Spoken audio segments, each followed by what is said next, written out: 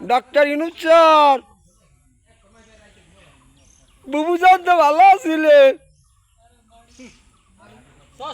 বুবু সালে লড়াইয়া আমরা ভারত বাড়াইছি, নাম করে বাড়াইয়া গর্বন্দি করতে আছে।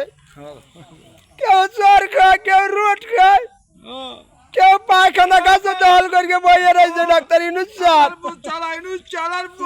আমি খালি ঘরে বইয়ে রয়েছে। পাইছোটা কি প্রশাসন নাই, প্রশাসন নাই,